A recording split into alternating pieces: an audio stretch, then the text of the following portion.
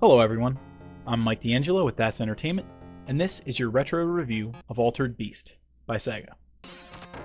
After Atari's home system was going the way of the dodo, the games that were in the arcades began to show a grand allure.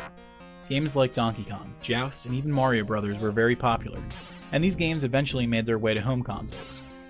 One of the more famous titles that received this treatment was Altered Beast.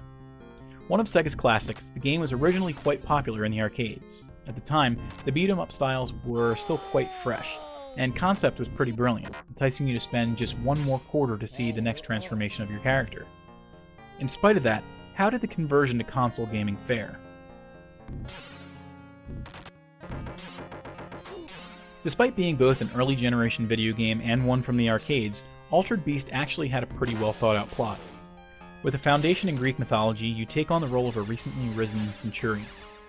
Zeus's daughter Athena has been captured by the demon god Neph, and he requires a champion. To aid you in your quest, Zeus gives you the ability to absorb souls from fallen foes. When enough are collected, you can transform into a mythical beast that's part man, part animal. With your newfound power, you will pursue the demon into the underworld and beyond in order to rescue Athena. Welcome to your While the game was definitely a quarter grabber during its time in the arcades, its premise was a simple one. You defeat the enemies that stand in your way, collecting spirit orbs along your journey. With enough orbs, you transform into one of several beasts that will help you defeat Neph. These were the forms of a werewolf, humanoid dragon, and a werebear, among others. But as you reach the demon god at the end of each of the stages, you soon realize that you are not the only altered beast. Neph also takes the form of wondrous creatures, such as weird crocodile worms and evil-eyed watermelons. He sorely wants to put you down so he can do whatever he wants to with Athena. The game suffers a little bit from hit detection problems and a very slow pace, but it's a classic that exudes a good amount of nostalgia. It wasn't as tough as Splatterhouse or Contra, but it was out to get your quarters, so it was not very forgiving. Unfortunately, Altered Beast was never a very attractive game, even when it was in the arcades. When it had arrived on home consoles, it had to fight against the like of some of Nintendo's greatest sequels, Super Mario Bros. 2 and The Adventure of Link.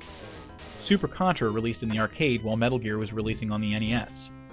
For Altered Beast, the set pieces were mostly drab and dreary, although the opening stage was pretty well put together, and the parallax scrolling was nicely implemented. The sound was a little lackluster as well, with the exception of the first stage's incredibly catchy tune.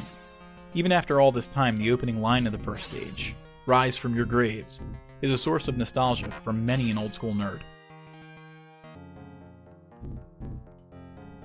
Even though Altered Beast wasn't exactly this glorious force in either the arcade or on home consoles, it had lots of spirit and a brilliant concept. It inspired two follow-ups. One was on the PlayStation 2 and was kind of like a God of War or Castlevania Lords of Shadow. The story was updated somewhat to be a more modern take on this subject matter, rather than having your character be a risen centurion in ancient Greece. It never made it to North American shores, unfortunately. A Game Boy Advance title called Guardians of the Realms was also released. While the atmosphere of the handheld game was to be praised, both followed in the same footsteps as their predecessor, leaving a magnificent game just out of reach. But perhaps that's because the whole thing is meant to be taken with a grain of salt. If you play and beat the arcade version, there are some scenes that seem to indicate that the whole plot is merely the production of a film or television story.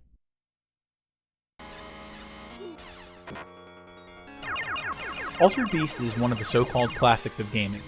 It was one of the first games that I picked up on the Virtual Console, but it was mostly driven by nostalgia. Unfortunately, the game wasn't incredibly well received when it originally released, and it has aged poorly to boot. That said, beneath a jagged exterior, you can see the concept for the gem inside. Altered Beast is a series that has tons of potential. It just needs the right direction to finally find its feet.